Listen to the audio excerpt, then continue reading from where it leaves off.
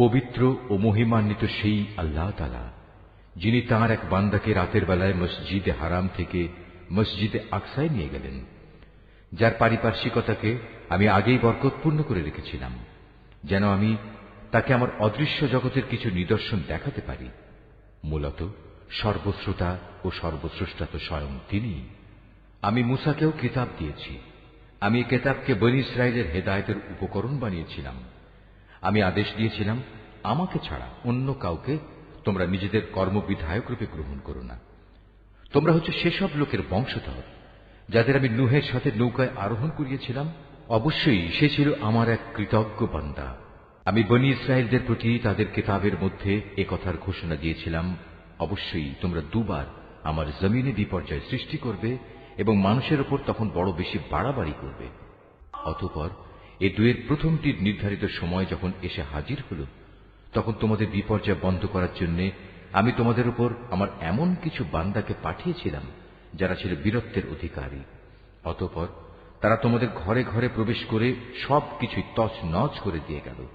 আর এভাবেই আমার শাস্তির প্রতিশ্রুতি কার্যকর হয়ে থাকে। অতঃপর আমি দুশমনদের উপর বিজয় দিয়ে দ্বিতীয়বার তোমাদের সুদিন ফিরিয়ে দিলাম এবং ধন সম্পদ ও সন্তান সন্ততি দিয়ে তোমাদের আমি সাহায্য করলাম। সর্বোপরি এই জনপদে আমি তোমাদের সংখ্যাগরিষ্ঠ করলাম।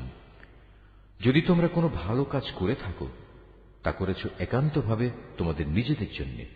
অপরদিকে তোমাদের কেউ যদি কোনো মন্দ কাজ করে থাকো, তার দায়িত্ব একান্তভাবে তার নিজের। অতঃপর যখন আমার দ্বিতীয় প্রতিশ্রুতির সময় হাজির হল, তখন আমি আর এক দলকে তোমাদের মোকাবেলার জন্য পাঠিয়েছিলাম, যেন তারা তোমাদের মুখমণ্ডল কালিমাচ্ছন্ন করে দেয়, যেমন করে প্রথমবার এ ব্যক্তিরা মসজিদে আকসায় প্রবেশ করেছে এবং এর প্রচুর ক্ষতি সাধন করেছে। আবারও যেন তারা মসজিদে প্রবেশ করতে পারে এবং যে যে জিনিসের উপর তারা অধিকার জমাতে পারে তাই যেন তারা ধ্বংস করে দিতে পারে। সম্ভবত এর মাধ্যমে আল্লাহ তাআলা তোমাদের উপর অনুগ্রহ করবেন। আর তোমরা যদি আবার বিদ্রোহের দিকে ফিরে যাও, তাহলে আমিও আমার শাস্তির পুনরাবৃত্তি করব। আর আমি তো কাফেরদের জন্য জাহান্নামকে তাদের চির কারাগারে পরিণত করে রেখেছি। অবশ্যই এ কোরআন এমন এক পথের দিকে নির্দেশনা দেয় যা অতি সরল ও মজবুত, এবং যেসব ইমানদার মানুষ নেক আমল করে, এ কিতাব তাদের এ সুসংবাদ দেয় যে তাদের জন্য আল্লাহর কাছে এক মহাপুরস্কার রয়েছে। অপরদিকে যারা পরকালে বিশ্বাস করে না, আমি তাদের জন্য এক কঠিন আযাব প্রস্তুত করে রেখেছি। আর মানুষ যেভাবে নিজের জন্য না বুঝে অকল্যাণ কামনা করে, তেমনি সে তার নিজের জন্য বুঝে সুঝে কিছু কল্যাণও কামনা করে। আসলে মানুষ কাঙ্ক্ষিত বস্তুর জন্য এমনিই তাড়াহুড়ো করে। আমি রাত ও দিনকে আমার কুদরতের দুটো নিদর্শন বানিয়ে রেখেছি। অতঃপর রাতের নিদর্শন আমি বিলীন করে দিয়েছি এবং দিনের নিদর্শনকে আমি করেছি আলোকময়, যাতে করে এর আলোতে তোমরা তোমাদের মালিকের রিজিক সংগ্রহ করতে পারো। সর্বোপরি তোমরা এর মাধ্যমে বছরের গণনা ও এর হিসাবও জানতে পারো। আর এর সব কয়টি বিষয়ই আমি খুলে খুলে বর্ণনা করেছি। প্রত্যেক মানুষের ভাগ্যলিপি আমি তার গলায় হারের মতো করে ঝুলিয়ে রেখেছি। কিয়ামতের দিন তার জন্য আমল নামার একটি গ্রন্থ আমি তার সামনে বের করে দেব। সে তা তার সামনে খোলা অবস্থায় পড়ে থাকতে দেখবে। আমি তাকে বলবো, পড়ো, এ হচ্ছে তোমার আমল নামা। আজ নিজের হিসাবের জন্য তুমি একাই যথেষ্ট। যে ব্যক্তি হেদায়েতের পথে চলবে, সে তো চলবে একান্তভাবে নিজের ভালোর জন্য। যে ব্যক্তি গোমরাহ হবে, তার গোমরাহির দায়িত্ব অবশ্যই তার উপর। আসল কথা হচ্ছে, সেদিন কেউই অন্য কারো গুনাহের ভার বইবে না। আর আমি কখনোই কোনো জাতিকে আযাব দেই না, যতক্ষণ না আমি সেখানে আযাব থেকে সতর্ককারী কোন রসুল না পাঠাই। আমি যখন কোন জনপদকে ধ্বংস করতে চাই, তখন তার বিত্তশালী লোকদের ভালো কাজের আদেশ করি, কিন্তু তা না করে সেখানে তারা গুনাহের কাজ করতে শুরু করে। অতঃপর এজন্য সেখানে আমার আযাবের ফয়সালা প্রতিষ্ঠিত হয়ে যায়। পরিশেষে আমি তা সম্পূর্ণরূপে বিনাশ করে দেই। নূহের পর আমি এই একই কারণে কত মানব গোষ্ঠীকে ধ্বংস করে দিয়েছি। হে নবী, তোমার মালিক তার বান্দাদের গুনাহের খবর রাখা ও তা পর্যবেক্ষণ করার জন্য একাই যথেষ্ট। কোন ব্যক্তি দ্রুত দুনিয়ার সুখ সম্ভোগ পেতে চাইলে আমি তাকে এখানে তার জন্য যতটুকু দিতে চাই তা সত্য দিয়ে দেই, কিন্তু পরিশেষে তার জন্য জাহান্নামী নির্ধারণ করে রাখি, যেখানে সে প্রবেশ করবে একান্ত নিন্দিত, অপমানিত ও বিতাড়িত অবস্থায়।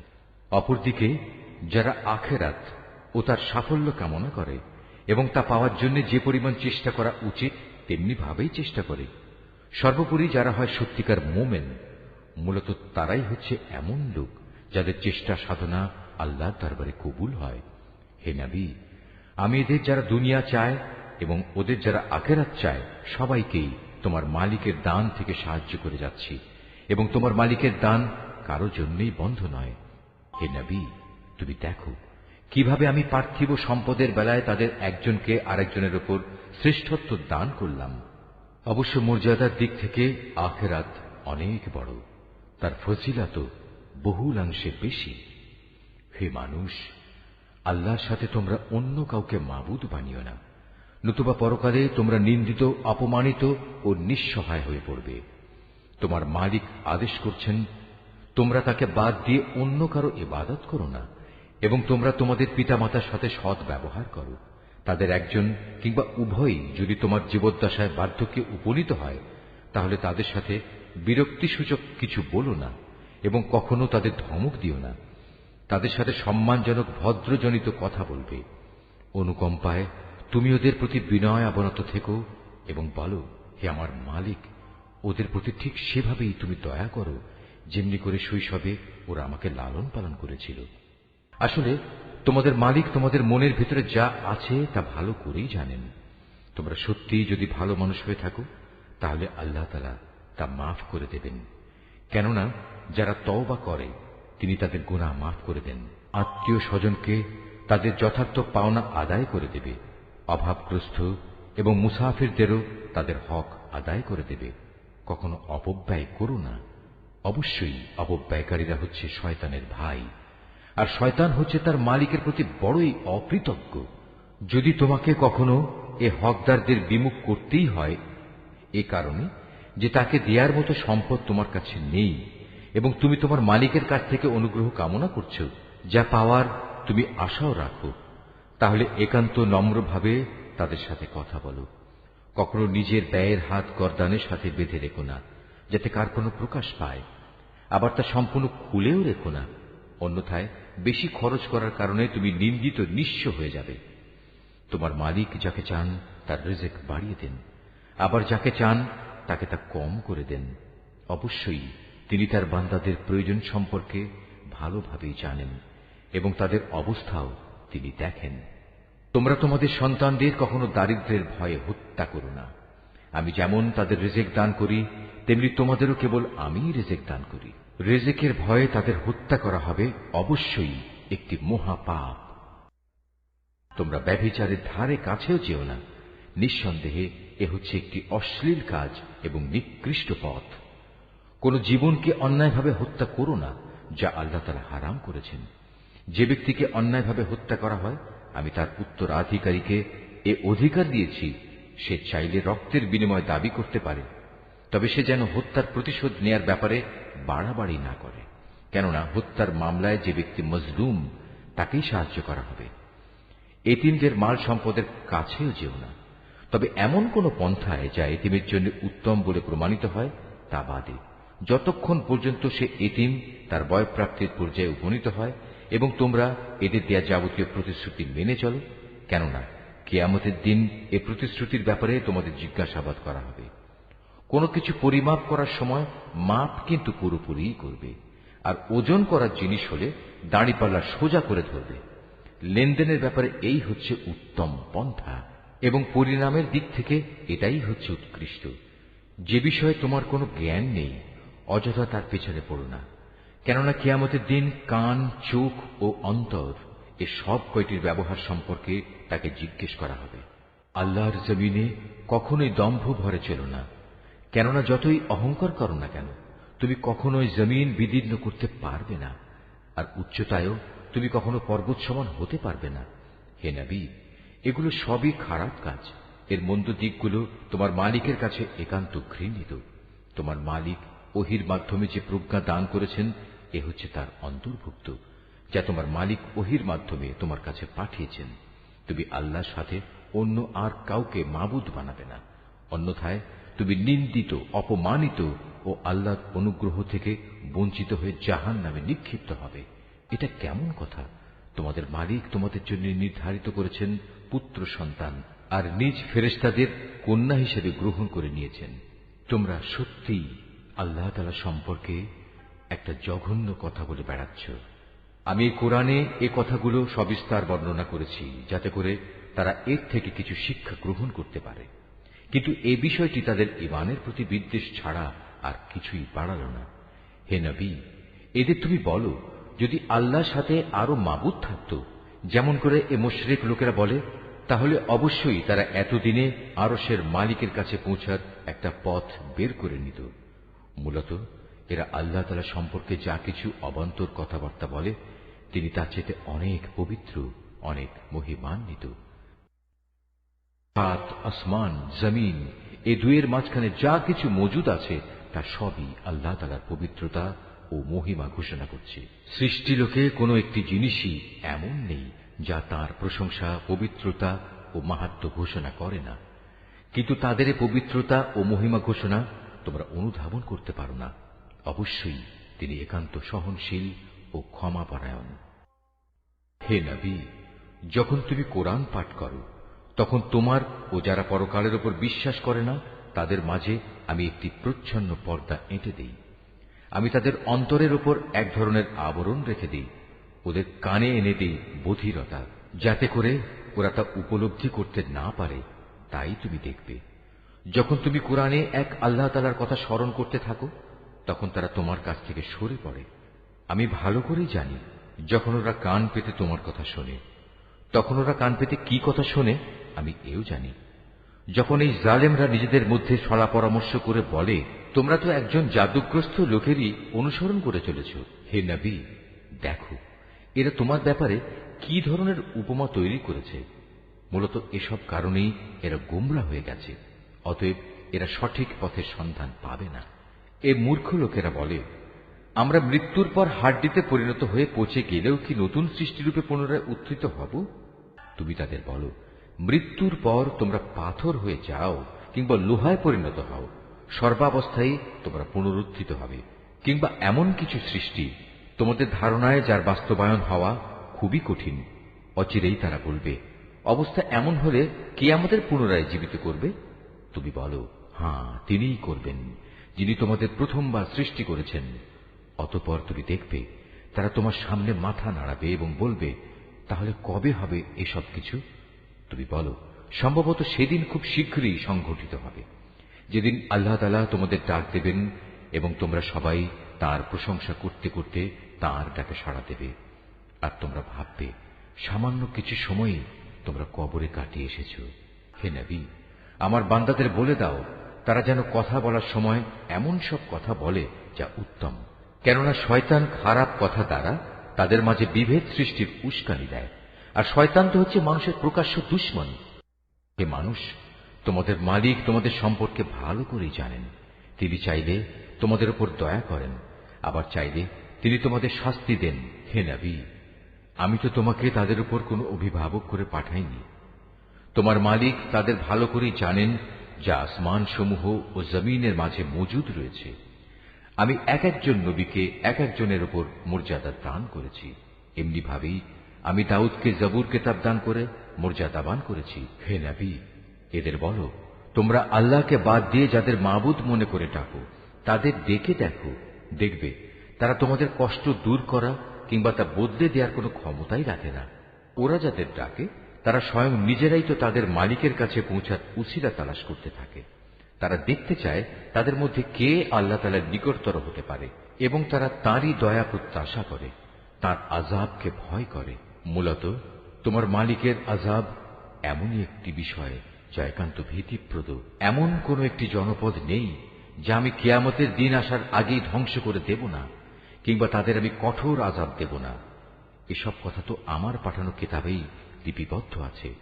আমাকে আযাবের নিদর্শন সমূহ পাঠানো থেকে এছাড়া অন্য কোনো কিছুই নিবৃত্ত করতে পারেনি যে তাদের আগের লোকেরা তা অস্বীকার করেছে। আমি সামুদ জাতিকে দৃশ্যমান নিদর্শন হিসেবে একটি উষ্ট্রি পাঠিয়েছিলাম, অতঃপর তারা আমার সেই নিদর্শনের সাথে জুলুম করেছে। আসলে আমি ভয় দেখানোর জন্যই তাদের কাছে আযাবের নিদর্শন সমূহ পাঠাই।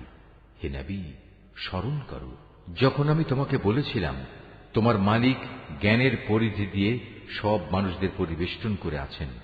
যে স্বপ্ন আমি তোমাকে দেখিয়েছিলাম তাকে আমি আসলে মানুষদের জন্য পরীক্ষার বিষয় বানিয়ে দিয়েছিলাম, এবং সে গাছকেও পরীক্ষার কারণ বানিয়েছি যার প্রতি কোরআনে অভিশাপ দেওয়া হয়েছে। এভাবেই আমি তাদের ভয় দেখাই। মূলত আমার ভয় দেখানো তাদের গুমরাহি কেবল বাড়িয়ে দিয়েছে।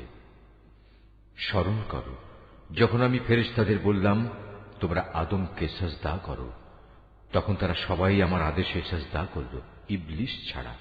সে বলল, আমি কিভাবে তাকে সেজদা করব যাকে তুমি মাটি থেকে সৃষ্টি করেছ?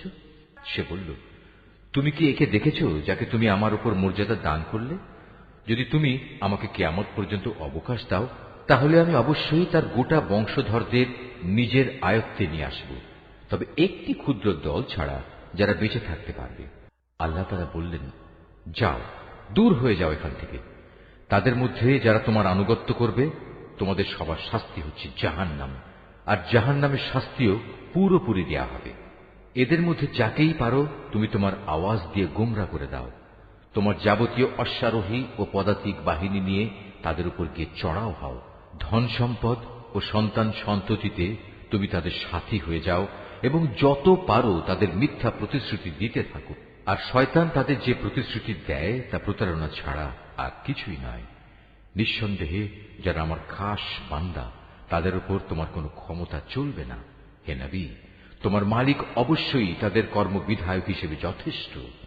হে মানুষ, তোমাদের মালিক তো হচ্ছেন তিনি যিনি তোমাদের জন্য সমুদ্রে জলযান পরিচালনা করেন, যাতে করে তোমরা জলে স্থলে তাঁর প্রদত্ত রিজিক তালাশ করতে পারো। নিশ্চয়ই তিনি তোমাদের উপর পরম দয়ালু। আর উত্তাল সমুদ্রের মধ্যে যখন তোমাদের উপর কোনো বিপদ মুসিবত আপতিত হয় তখন আল্লাহ তাআলাকে বাদ দিয়ে ইতিপূর্বে তোমরা যাদের ডাকতে তারা সবাই তোমাদের মন থেকে হারিয়ে যায়, এবং ডাকার জন্য এক আল্লাহই সেখানে বাকি থেকে যান। অতঃপর তিনি যখন তোমাদের স্থলে এনে বিপদ থেকে উদ্ধার করেন তখনই তোমরা তাঁর থেকে মুখ ফিরিয়ে নাও। আসলে মানুষ হচ্ছে নেহায়েত অকৃতজ্ঞ। তোমরা কি করে নিশ্চিত হয়ে গেছো তিনি তোমাদের স্থলে এনে এর কোথাও তোমাদের গেড়ে দেবেন না, অথবা তোমাদের উপর মরণমুখী কোনো ধূলিঝড় নাজিল করবেন না? এমন অবস্থা যখন আসবে তখন তোমরা কোনো অভিভাবকও পাবে না।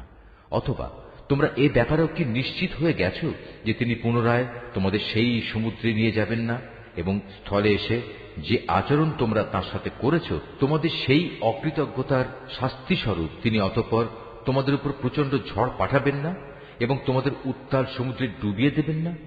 আর এমন অবস্থা দেখা দিলে তোমাদের জন্য সেদিন আমার বিরুদ্ধে কোনো সাহায্যকারী পাবে না। আমি অবশ্যই আদম সন্তানদের মর্যাদা দান করেছি। স্থলে ও সমুদ্রে আমি ওদের চলাচলের বাহন দিয়েছি এবং তাদের পবিত্র জিনিসসমূহ দিয়ে আমি রিজিক দান করেছি। অতঃপর আমি অন্য যত কিছু সৃষ্টি করেছি তার অধিকাংশের উপরই আমি তাদের শ্রেষ্ঠত্ব দান করেছি।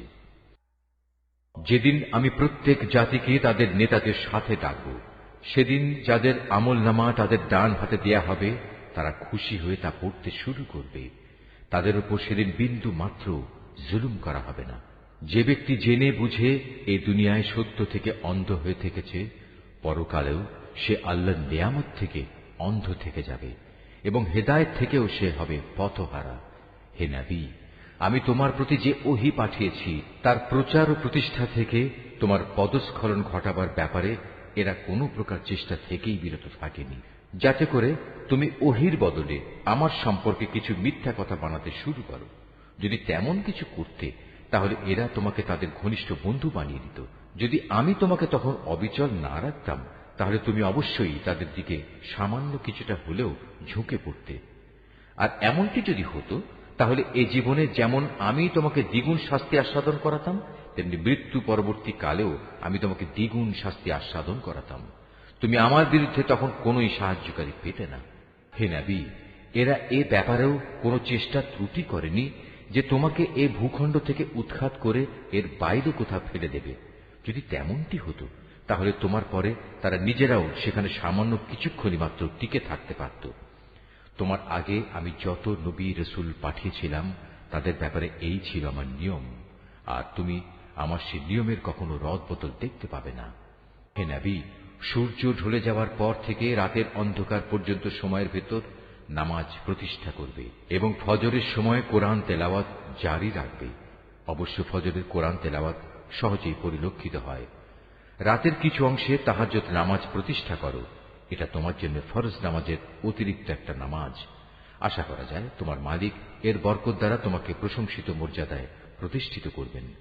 তুমি বলো, হে আমার মালিক, যেখানেই আমাকে নিয়ে যাও না কেন, তুমি আমাকে সত্যের সাথে নিয়ে যাও, এবং যেখান থেকেই আমাকে বের করো না কেন, সত্যের সাথেই বের করো, এবং তোমার কাছ থেকে আমার জন্য একটি সাহায্যকারী রাষ্ট্রশক্তি প্রদান করো।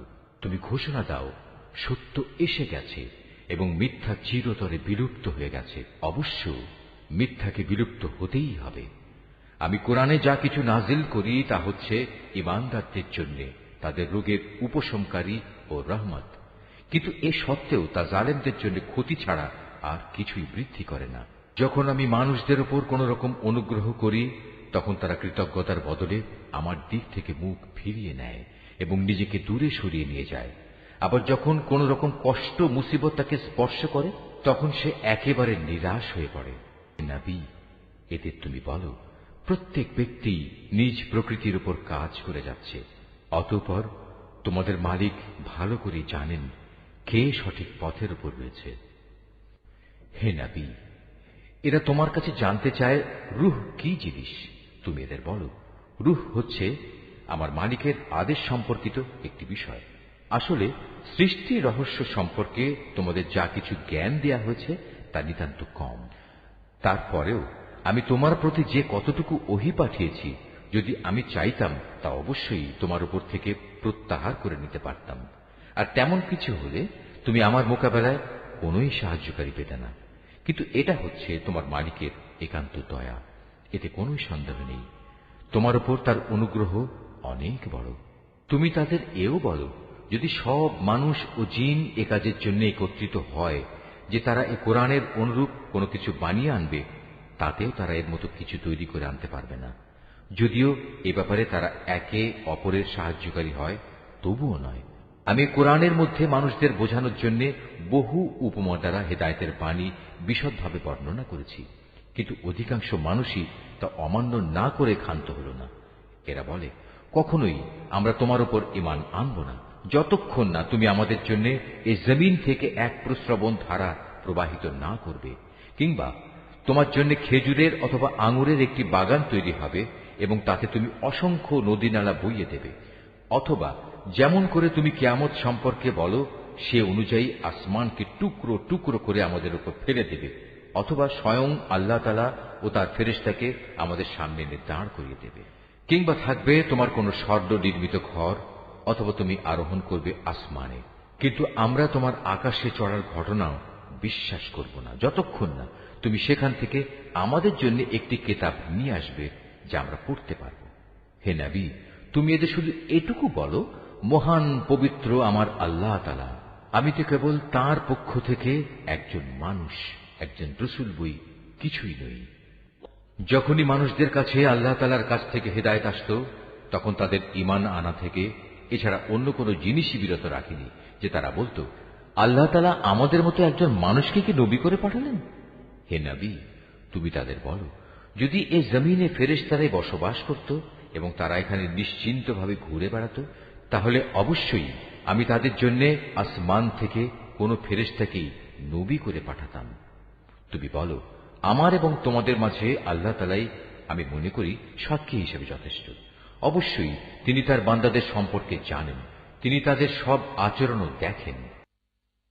যাকে আল্লাহ তাআলা হেদায়েত দান করেন সেই মূলত হেদায়েত প্রাপ্ত হয়, আর যাকে তিনি গোমরাহ করেন এমন লোকদের হেদায়েত দানের জন্য হে নবী, তুমি আল্লাহ তাআলা ছাড়া আর অন্য কাউকেই সাহায্যকারী পাবে না। এমন সব গোমরাহ লোকদের আমি কিয়ামতের দিন মুখের উপর ভর দিয়ে চলা অবস্থায় একত্রিত করব। এরা তখন হবে অন্ধ, বোবা ও বধির। এদের সবার ঠিকানা হবে জাহান্নাম। যতবার তা স্তিমিত হয়ে আসবে, ততবার আমি তাকে তাদের জন্য প্রজ্বলিত করে আরো বাড়িয়ে দেব। এ হচ্ছে তাদের যথার্থ শাস্তি, কেননা তারা আমার আয়াতসমূহকে অস্বীকার করত। তারা আরো বলতো, মৃত্যুর পর যখন আমরা অস্থিতে পরিণত হয়ে যাব ও চূর্ণ বিচূর্ণ হয়ে যাব, তখনও কি আমরা নতুন সৃষ্টিরূপে উত্থিত হব? এ মূর্খ লোকেরা কি ভেবে দেখেনি আল্লাহ তাআলা, যিনি আসমান সমূহ ও জমিন পয়দা করেছেন, তিনি এই বিষয়ের উপর ক্ষমতা রাখেন যে তাদের মতো মানুষদের তিনি সৃষ্টি করতে পারেন। দ্বিতীয়বার তাদের পয়দা করার একটি ক্ষণ তিনি তাদের জন্য নির্ধারণ করে রেখেছেন, যাতে কোনো রকম সন্দেহের অবকাশ নেই। তথাপি এ জালেম লোকেরা সেই দিনকে অস্বীকার করেই যাচ্ছে। হে নবী, বলো, আমার মালিকের দয়ার ভাণ্ডার যদি তোমাদের করায়ত্তে থাকত, তবে তা ব্যয় হয়ে যাবে, এ ভয়ে তোমরা তা আঁকড়ে রাখতে চাইতে। আসলে মানুষ স্বভাবগতভাবেই অতিশয় কৃপণ। আমি মূসাকে 9টি স্পষ্ট নিদর্শন দিয়েছিলাম। অতএব হে নবী, তুমি স্বয়ং বনী ইসরায়েলদের কাছে এই কথাটা জিজ্ঞেস করো। যখন সে তাদের কাছে নবী হয়ে এসেছিল, তখন ফেরাউন তাকে বলেছিল, হে মূসা, আমি মনে করি তুমি একজন জাদুগ্রস্ত ব্যক্তি। এর জবাবে সে বলেছিল, তুমি একথা ভালো করেই জানো, নবুয়তের প্রমাণ সম্বলিত এসব অন্তর্দৃষ্টি সম্পন্ন জ্ঞান আসমান সমূহ ও জমিনের মালিক ছাড়া আর কেউই নাজিল করেননি। হে ফেরাউন, আমি তো মনে করি তুমি সত্যি ধ্বংস হয়ে গেছ। অতঃপর সে তাদের এ জমিন থেকে উৎখাত করে দিতে চাইল, কিন্তু আমি তাকে এবং যারা তার সঙ্গী সাথী ছিল তাদের সবাইকে এর নাফরমানির জন্য সমুদ্রে ডুবিয়ে দিয়েছি। অতঃপর আমি বনী ইসরায়েলদের বললাম, এবার তোমরা এই জমিনে নির্বিবাদে বসবাস করো। এরপর যখন আখিরাতের প্রতিশ্রুতির সময় আসবে, তখন আমি তোমাদের সবাইকে সংকুচিত করে আমার সামনে নিয়ে আসব। এ কোরআনকে আমি সত্য বাণী সহকারে নাজিল করেছি, তাই তা সত্য নিয়েই নাজিল হয়েছে। আমি তো তোমাকে কেবল জান্নাতের সুসংবাদদাতা ও জাহান্নামের সতর্ককারী রূপেই প্রেরণ করেছি। এই আয়াতটি যিনি তেলাওয়াত করবেন এবং যিনি এই আয়াতটির তেলাওয়াত শুনবেন, তাদের সবাইকে এখানে একটি সাজদা আদায় করতে হবে। এটা ওয়াজিব। আমি কোরআনকে ভাগে ভাগে বিভক্ত করে দিয়েছি, যাতে করে তুমিও ক্রমে ক্রমে তা মানুষদের সামনে পড়তে পারো, আর এ কারণেই আমি তা পরপর নাজিল করেছি। হে নবী, তুমি বলো, তোমরা এ কোরআনকে মানো কিংবা না মানো, তাতে এর মর্যাদা মোটেই ক্ষুণ্ণ হবে না। যাদের এর আগে আসমানি কিতাবের জ্ঞান দেয়া হয়েছে, তাদের অবস্থা হচ্ছে, যখনই তাদের সামনে এটি পড়া হয়, তারা নিজেদের মুখের উপর সাজদায় লুটিয়ে পড়ে। তখন তারা বলে, আমাদের মালিক পবিত্র, অবশ্যই আমাদের মালিকের ওয়াদা পরিপূর্ণ হবে। আর তারা কাঁদতে কাঁদতে মুখের উপর ভূমিতে লুটিয়ে পড়ে। মূলত এ কোরআন তাদের বিনয়েই বৃদ্ধি করে। তুমি আরো বলো, তোমরা আল্লাহ তাআলাকে আল্লাহ বলে ডাকো কিংবা রহমান, তোমরা যে নামেই তাকে ডাকো, তার সবকটি নামই উত্তম। হে নবী, চিৎকার করে নামাজ পড়ো না, আবার অতিশয় ক্ষীণভাবেও নয়, বরং নামাজ পড়ার সময় এ দুয়ের মধ্যবর্তী পন্থা অবলম্বন করো। তুমি আরো বলো, সকল প্রশংসা আল্লাহ তাআলার জন্য, যিনি কখনো কোনো সন্তান গ্রহণ করেননি, তার সার্বভৌমত্বে কারোই কোনো অংশীদারিত্ব নেই। তিনি কখনো দুর্দশাগ্রস্তও হন না যে তার কোনো অভিভাবকের প্রয়োজন হয়। তিনি সব কিছুর ঊর্ধ্বে। তুমি শুধু তাঁরই মাহাত্ম্য ঘোষণা করো, পরমতম মাহাত্ম্য। সূরা আল কাহাফ। রহমান রহিম আল্লাহ তাআলার নামে। সব তারিফ আল্লাহ তাআলার জন্য, যিনি তার একজন বিশেষ বান্দার প্রতি এ গ্রন্থ নাজিল করেছেন এবং তার কোথাও তিনি কোন রকম বক্রতা রাখেননি। একে তিনি প্রতিষ্ঠিত করেছেন সহজ সরল একটি পথের উপর, যাতে করে আল্লাহ তাআলার পক্ষ থেকে সে নবী তাদের জাহান্নামের আযাবের ব্যাপারে সতর্ক করে দিতে পারে, এবং যারা ঈমানদার, যারা নেক কাজ করে, তাদের সে এ মর্মে সুসংবাদ দিতে পারে যে তাদের জন্য আল্লাহর দরবারে উত্তম পুরস্কার রয়েছে, যেখানে তারা চিরকাল থাকবে। এবং সেসব লোকদেরও ভয় দেখাবে যারা মূর্খের মতো বলে, আল্লাহ তাআলা সন্তান গ্রহণ করেছেন।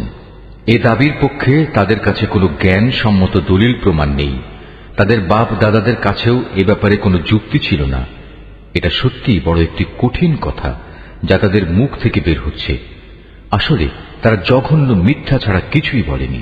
হে নবী, যদি এরা এ কথার উপর ঈমান না আনে, তাহলে মনে হয় দুঃখ কষ্টে তুমি এর পেছনে নিজেকেই বিনাশ করে দেবে।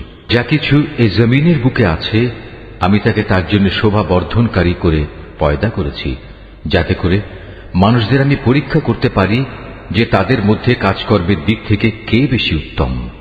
অতঃপর একদিন আমি যা কিছু এ জমিনে আছে ধ্বংস করে দিয়ে একে উদ্ভিদ শূন্য মাটিতে পরিণত করে দেব।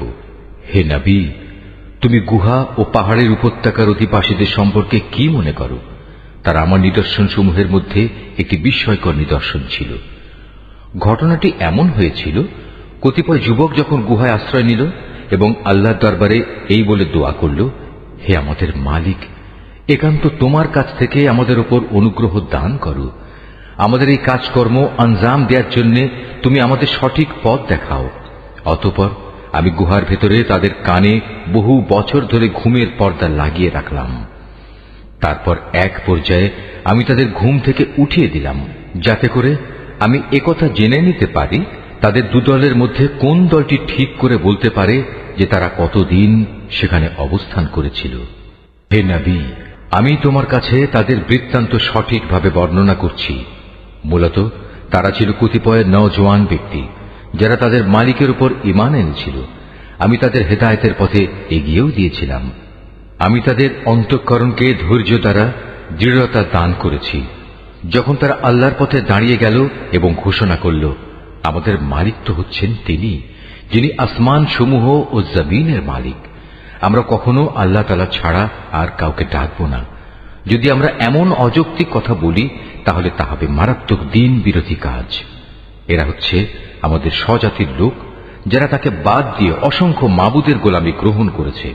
তারা যদি সত্যবাদী হয় তাহলে তারা স্পষ্ট দলিল নিয়ে আসে না কেন?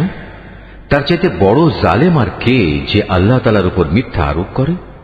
অতঃপর জোয়ানরা পরস্পরকে বলল, আল্লাহ তাআলা ছাড়া অন্যদের যারা মাবুদ বানায় তাদের কাছ থেকে তোমরা যখন বিচ্ছিন্ন হয়ে চলেই গেলে, তখন তোমরা এখান থেকে বের হয়ে বিশেষ একটি গুহায় গিয়ে আশ্রয় নাও। তোমাদের মালিক তোমাদের উপর তার রহমতের ছায়া বিস্তার করে দেবেন এবং তোমাদের বিষয়গুলো তোমাদের জন্য সহজ করে দেবেন। হে নবী, তুমি যদি সে গুহা দেখতে তাহলে দেখতে পেতে তারা তার মধ্যবর্তী এক প্রশস্ত চত্বরে অবস্থান করছে। সূর্য তার উদয়কালে তাদের গুহার দক্ষিণ পাশ দিয়ে হেলে যাচ্ছে, আবার যখন তা অস্ত যায় তখন তা গুহার বাম পাশ দিয়ে অতিক্রম করে। সূর্যের প্রখরতা কখনো তাদের কষ্টের কারণ হয় না। আসলে এ সবই হচ্ছে আল্লাহ তাআলার কুদরতের নিদর্শন। এসব নিদর্শনের মাধ্যমে আল্লাহ তাআলা যাকে হেদায়েত দান করেন সেই একমাত্র হেদায়েত প্রাপ্ত হয়, আর যাকে তিনি গোমরাহ করেন সে কখনো কোনো পথ প্রদর্শনকারী ও অভিভাবক পেতে পারে না। হে নবী, তুমি যদি দেখতে তাহলে তুমি তাদের ভাবতে তারা বুঝি জেগেই রয়েছে, যদিও তারা ছিল ঘুমন্ত। আমি তাদের কখনো ডানে কখনো বামে পরিবর্তন করে দিতাম। তাদের কুকুরটি গুহার সামনে তার হাত দুটি প্রসারিত করে পাহারারত অবস্থায় বসেছিল। তুমি যদি তাদের দিকে সত্যি উঁকি মেরে দেখতে তাহলে তুমি অবশ্যই তাদের কাছ থেকে পেছন ফিরে পালিয়ে যেতে এবং তাদের এ আজব দৃশ্য দেখে তুমি নিঃসন্দেহে ভয়ে আতঙ্কিত হয়ে যেতে। এভাবেই তাদের আমি ঘুম থেকে উঠিয়ে দিলাম, যাতে করে তারা তাদের অবস্থান সম্পর্কে নিজেরা পরস্পরে জিজ্ঞাসাবাদ করে। কথা প্রসঙ্গে তাদের মধ্যে থেকে এক ব্যক্তি বলল, বলতো তোমরা এ গুহায় কতকাল অবস্থান করেছ? তারা বলল, বড় জোর একদিন কিংবা তার চাইতেও কম সময় আমরা এখানে অবস্থান করেছি। অতঃপর যখন তারা একমত হতে পারল না তখন তারা বলল, তোমাদের মালিকই একথা জানেন তোমরা এ গুহায় কতকাল অবস্থান করেছ।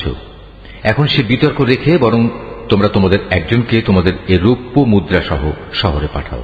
সে বাজারে গিয়ে দেখুক কোন খাবার উত্তম, সেখান থেকে কিছু খাবার তোমাদের কাছে নিয়ে আসুক। সে যেন বিচক্ষণতার সাথে কাজ করে এবং সে যেন কাউকেই তোমাদের ব্যাপারে কিছু জানতে না দেয়। যদি তারা তোমাদের সম্পর্কে জানতে পারে তাহলে তারা তোমাদের প্রস্তরাঘাত করে হত্যা করবে, কিংবা তোমাদের জোর করে তারা তাদের দিনে ফিরিয়ে নেবে। আর একবার তেমনটি হলে কখনোই তোমরা মুক্তি পাবে না। আর এভাবেই আমি একদিন তাদের ব্যাপার শহরবাসীদের জানিয়ে দিলাম, যাতে করে তারা একথা জানতে পারে মৃতকে জীবন দেওয়ার ব্যাপারে আল্লাহ তাআলার ওয়াদা আসলেই সত্য এবং কিয়ামতের আসার ব্যাপারেও কোন রকম সন্দেহ নেই। যখন তারা নিজেদের মধ্যে এ নিয়ে বিতর্ক করে যাচ্ছিল তখন কিছু লোক বলল, তাদের সম্মানে তাদের উপর একটি স্মৃতিসৌধ নির্মাণ করে দাও। আসলে তোমাদের মালিকই তাদের সম্পর্কে সর্বাধিক খবর রাখেন। অপরদিকে যেসব মানুষ তাদের কর্তব্য কাজের উপর বেশি প্রভাবশালী ছিল তারা বলল, স্মৃতিসৌধ বানানোর বদলে চলো আমরা তাদের উপর একটি মসজিদ বানিয়ে দেই। কিছু লোক বলে গুহার অধিবাসীরা ছিল 3 জন, ওদের মধ্যে চতুর্থটি ছিল ওদের পাহারাদার কুকুর। আবার কিছু লোক বলে তারা ছিল 5 জন, তাদের ষষ্ঠটি ছিল ওদের কুকুর। আসলে অজানা অদেখা বিষয়সমূহের প্রতি এরা খামাখা অনুমান নিক্ষেপ করি এ সব কিছু বলছে। তাদের কেউ বলে ওরা ছিল 7 জন এবং অষ্টমটি ছিল তাদের কুকুর। হে নবী, তুমি এদের বলো, হ্যাঁ, আমার মালিক ভালো করেই জানেন ওদের আসল সংখ্যা কত ছিল।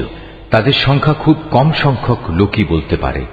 তুমিও এদের ব্যাপারে সাধারণ আলোচনার বাইরে বেশি বিতর্ক করো না এবং তাদের সম্পর্কে খামাখা অন্য মানুষদের কাছেও জিজ্ঞাসাবাদ করো না। হে নবী, কখনো কোনো কাজের ব্যাপারে একথা বলো না, এ কাজ আমি আগামীকাল করব।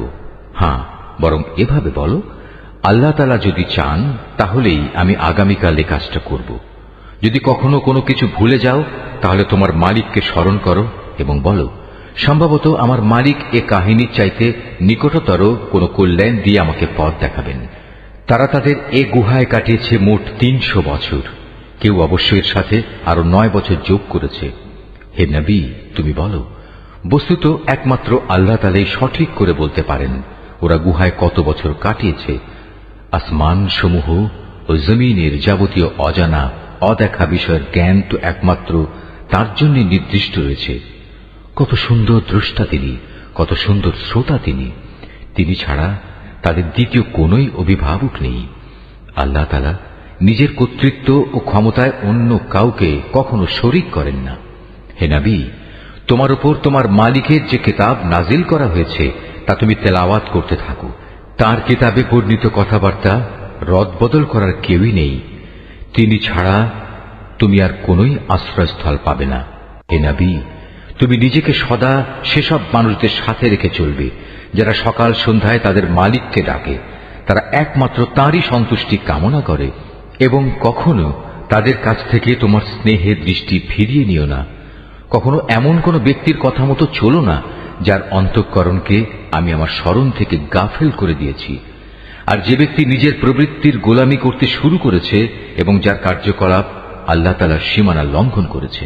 হে নবী, তুমি বলো, এ সত্য দিন তোমাদের মালিকের পক্ষ থেকে এসেছে। সুতরাং যার ইচ্ছা সে এর উপর ঈমান আনুক, আর যার ইচ্ছা সেটা অস্বীকার করুক। আমি তো এই অস্বীকারী জালেমদের জন্য এমন এক আগুন প্রস্তুত করে রেখেছি যার বেষ্টনী তাদের পুরোপুরি পরিবেষ্টন করে রাখবে।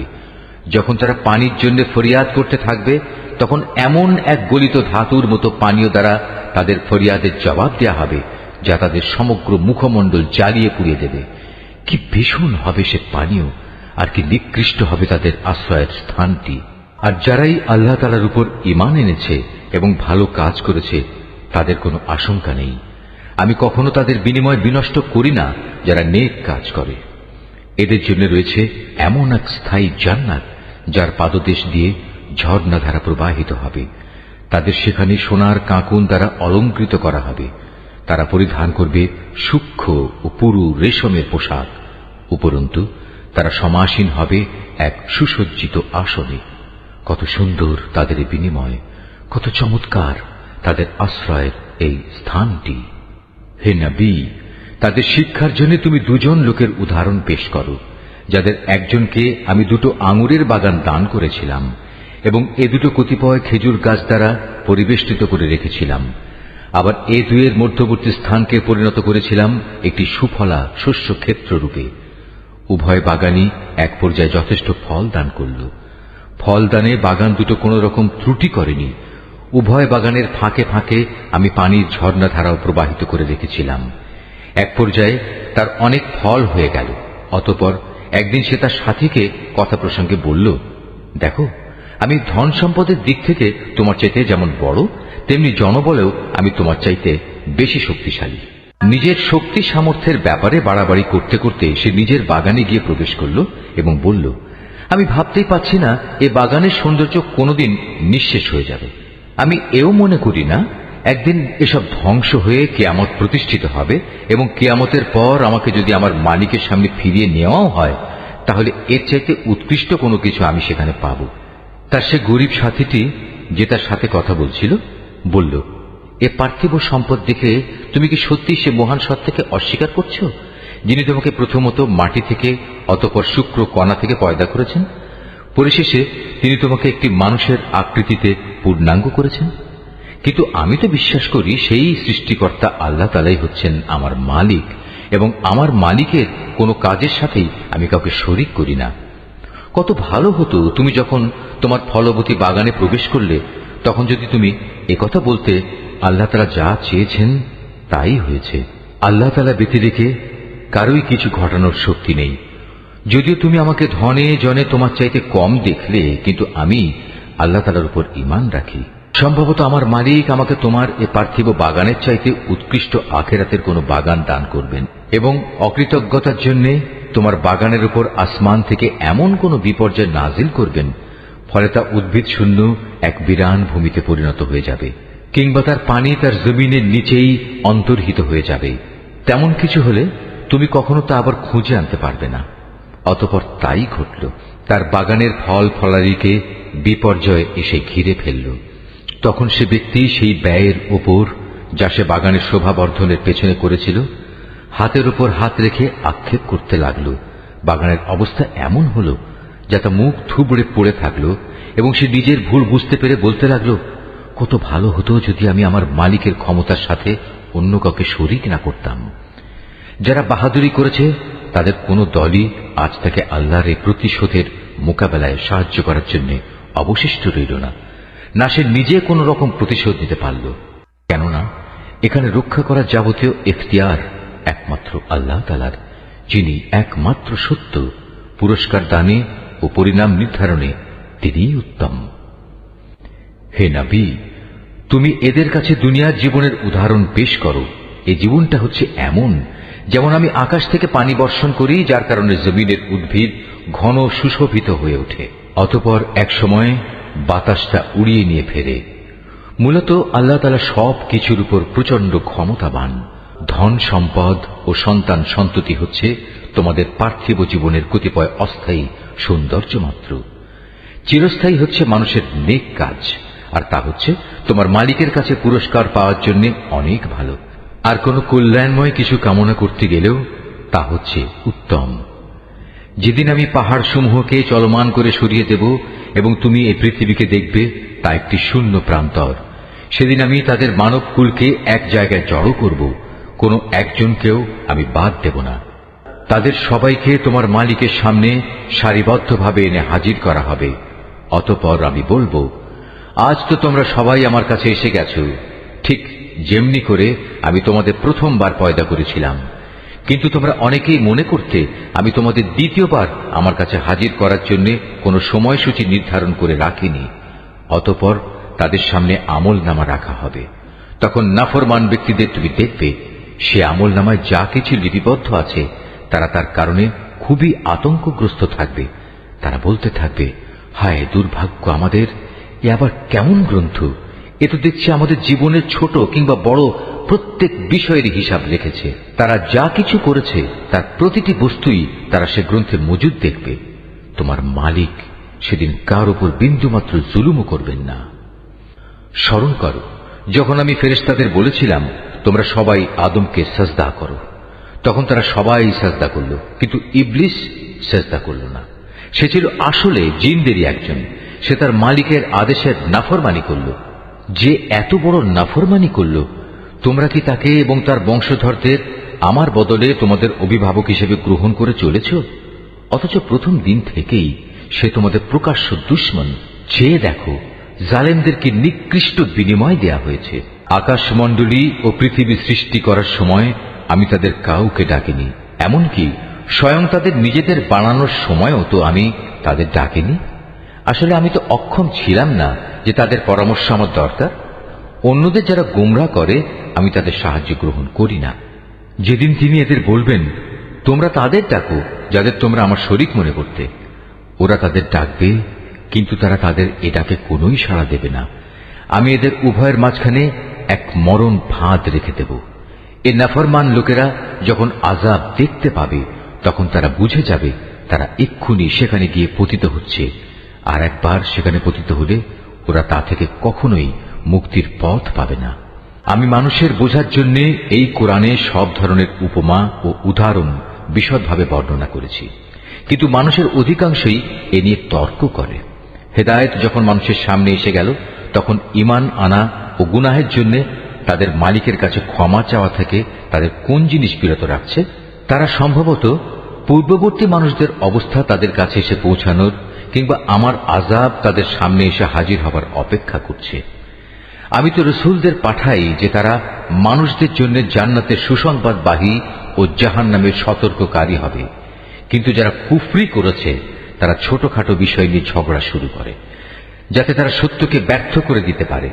মূলত তারা আমার আয়াতসমূহকে এবং যেসব বিষয় দিয়ে তাদের জাহান্নাম থেকে সতর্ক করা হয়েছিল তাকে বিদ্রূপের বিষয়ে পরিণত করে নিয়েছে। তার চাইতে বড় জালেম আর কে আছে যাকে তার মালিকের আয়াতসমূহ স্মরণ করিয়ে দেয়া হচ্ছে এবং সে এর থেকে মুখ ফিরিয়ে দিচ্ছে। সর্বোপরি যা কিছু গুনাহের বোঝা তার হাত দুটো অর্জন করেছে সে তা ভুলে যায়। আমি তাদের অন্তরের উপর জাহেলিয়াতের আবরণ লাগিয়ে দিয়েছি যেন তারা সত্য দিন বুঝতে না পারে। এমনি ভাবে তাদের কানেও এক ধরনের কঠিন বস্তু ঢেলে দিয়েছি, এ কারণে তারা সত্য কথা শুনতে পায় না।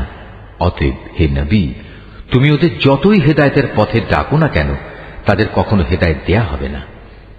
হে নবী, তোমার মালিক বড়ই ক্ষমাশীল ও দয়াবান। তিনি যদি তাদের সবাইকে তাদের কৃতকর্মের জন্য শাস্তি দিতে চাইতেন তাহলে তিনি সহজেই তা ত্বরান্বিত করতে পারতেন, বরং এর পরিবর্তে তাদের জন্য শাস্তির একটি প্রতিশ্রুত ক্ষণ রাখা আছে, যা থেকে ওদের কারোই পরিত্রাণ নেই।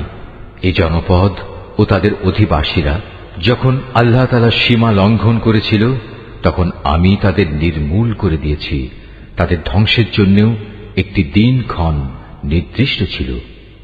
হে নবী, তুমি এদের মূসার ঘটনা শোনাও। যখন মূসা তার খাদেমকে বলল, যতক্ষণ পর্যন্ত আমি দুটো সাগরের মিলনস্থলে না পৌঁছব ততক্ষণ পর্যন্ত আমি আমার পরিকল্পনা থেকে ফিরে আসব না। যদি আমাকে এজন্য দীর্ঘ সময় পর্যন্তও চলতে হয় তবু আমি চলতে থাকব। যখন তারা উভয়ে সেই প্রত্যাশিত দুটো সাগরের সঙ্গম স্থলে এসে পৌঁছল তখন তারা উভয়ই তাদের খাবারের জন্য রাখা মাছটির কথা ভুলে গেল। সে মাছটি ছুটে গিয়ে সুড়ঙ্গের মতো একটি পথ করে সহজেই সাগরে চলে গেল।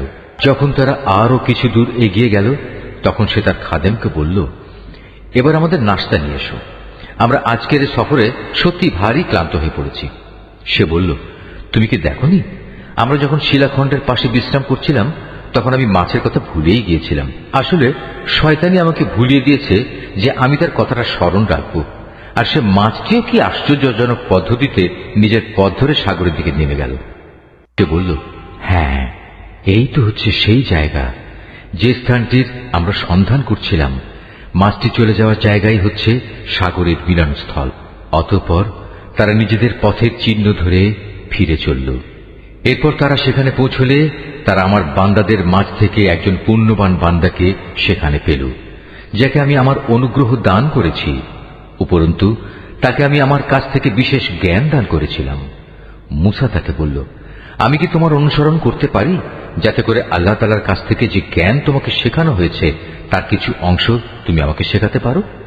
সে বলল, হ্যাঁ পারো, তবে আমার সাথে থেকে তা তুমি কখনো ধৈর্য ধারণ করতে পারবে না। অবশ্য এটাও ঠিক, যে বিষয়ে তোমার জ্ঞান সীমার বাইরে তার উপর তুমি ধৈর্য ধরবি বা কি করে? সে বলল, আল্লাহ তাআলা যদি চান তাহলে তুমি আমাকে ধৈর্যশীল হিসেবেই পাবে। আমি তোমার কোনো আদেশেরই বরখেলাপ করব না।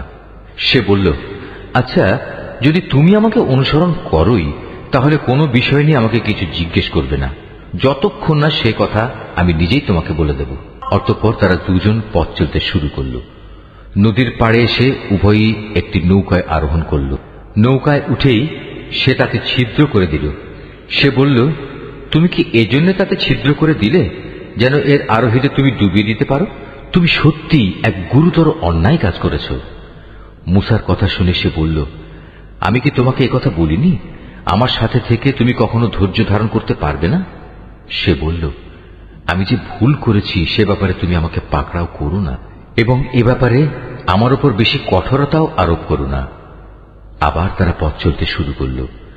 কিছু দূর গিয়ে তারা উভয়ে একটি কিশোর বালক পেল, সাথে সাথে সে তাকে হত্যা করে ফেলল। এই কাজ দেখে সে বলল, তুমি তো কোন রকম হত্যার অপরাধ ছাড়াই একটি নিষ্পাপ জীবনকে বিনাশ করলে। তুমি সত্যি একটা গুরুতর অন্যায় কাজ করে ফেলেছ।